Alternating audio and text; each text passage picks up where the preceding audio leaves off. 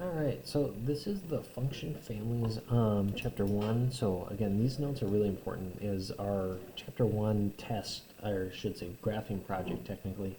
What I'm going to do is I'm going to give you an entire kind of vast array of functions that you can actually solve and you can plug in. So it's important that you have these notes because they'll be able to reference them back at the beginning or for the chapter 1 graphing project. So the first line that we're going to graph is what we call linear, okay? This equation looks like this, okay? So y is equal to x. Again, this equation, what this means is we put in an x value, get out a y value, okay? A linear line, if you remember, hopefully from 8th grade you do, is a linear line has that line that goes through the origin of the graph, all right? And then has a slope of up 1 over 1, all right? So in this case, some of these characteristics, okay? For example, it goes through the origin.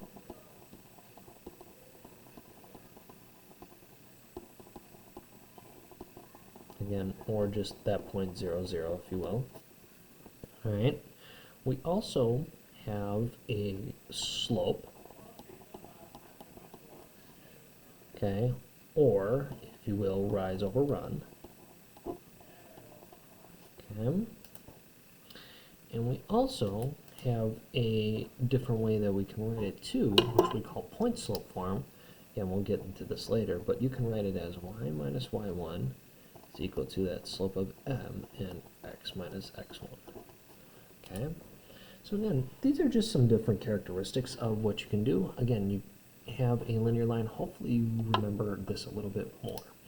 All right, the next one is what we call a quadratic, okay? A quadratic has a function that looks like this, okay?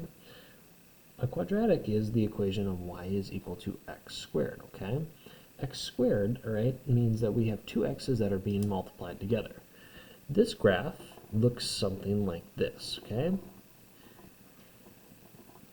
This is what we call a parabola, okay? Or, in this case, a U-shape. So, some of the characteristics that it has that U-shape. In quotes, U-shape, or parabola. What you're going to also notice is that we have a line of symmetry, okay? So a line of symmetry means that we can take one part and fold it down on the other side. So in this case, that line of symmetry is right down the middle, okay? In this case, it's just the y-axis, okay? And we write this as an equation of x is equal to 0.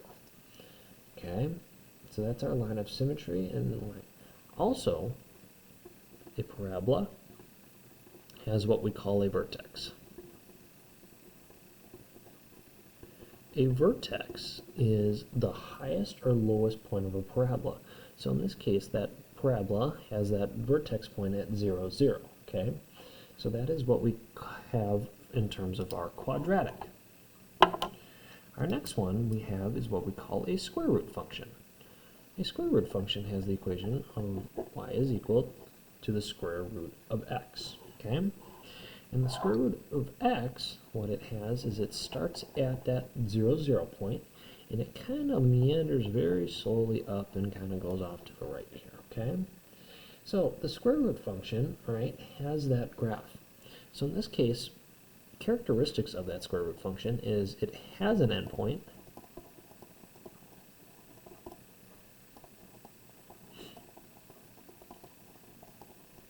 at 0, 0. Okay, so in this case, it has that point at 0, 0. It can also have a lot of different inputs, and it can give you kind of weird kind of numbers if you don't remember your perfect squares.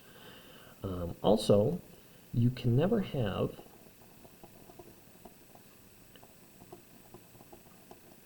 a negative output.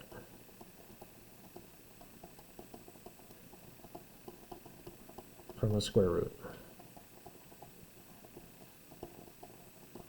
The reason being is if I try to plug in a negative value into a square root, for example, -1, I cannot take the value or square root of a negative answer. The reason why is because no two values, so in this case, -1 times a -1, will give me a positive or a negative value. It will always, always, always be positive, okay? All right, so that is what we have for our square root function. The next one is what we call the cube root, okay? The cube root function has an interesting kind of look. It looks kind of like this.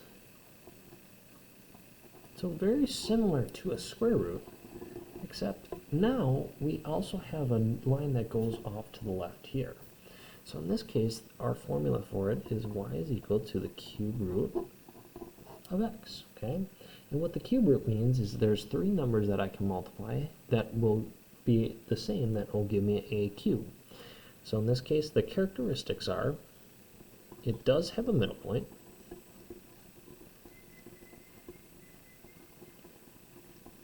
and in this case, that point is at 0, 0.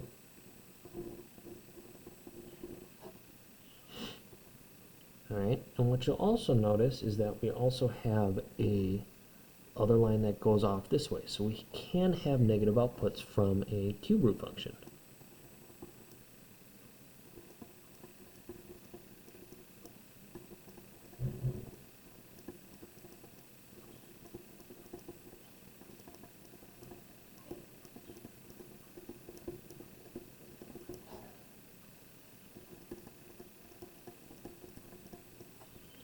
Right?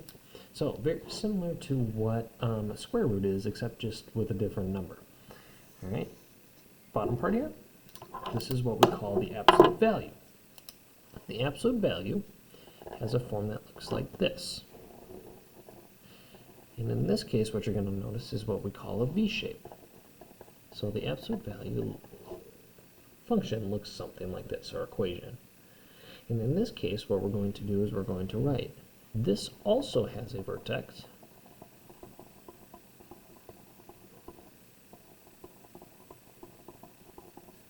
at the point 0, 0.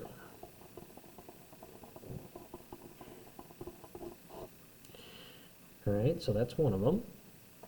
It has a very distinct V shape.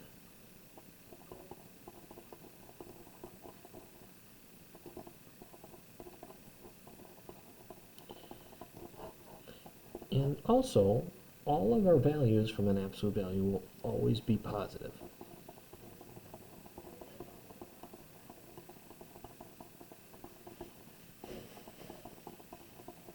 The reason being is because any distance that I take from zeros, in this case absolute value, it'll always, always, always be positive, okay? All right, so that is our absolute value. The last one is what we have is called an exponential. So in this case, that exponential has the form of a times b to the x power, okay? A, what that means is we have an initial amount, b is what we call our multiplier, and x is the number of times that we are multiplying the b value. So in this case, we have an exponential function. In this case, it looks like this. So you may remember exponential from science class because of exponential growth or exponential decay. So in this case, that exponential, what happens is it starts really low and it continues to grow, grow, grow, and get bigger. Characteristics of an exponential function, right, is, again, there can be exponential growth,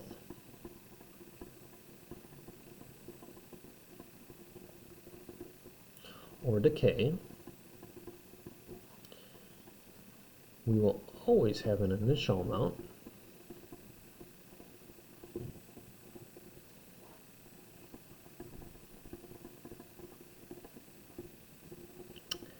as well as having that multiplier. The last thing we also have is what we call an asymptote.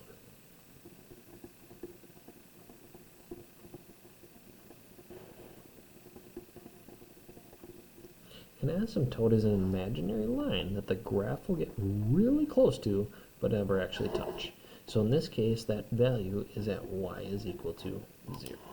Okay? We'll talk more about exponentials. The biggest ones that I want you to know, especially, are those quadratics and those linear ones, okay? Because those are going to be the ones that we're going to be talking about the most probably this year. As for the inverse function has a very distinct shape. We have that equation of y equals 1 over x.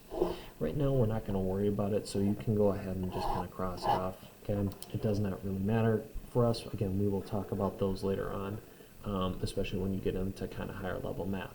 Otherwise, again, this is the function families. Hopefully, again, you found this video helpful, and please let me know if you have any questions. This is really, really important that you get these down, especially for future chapters. All right, thank you. Have a good one.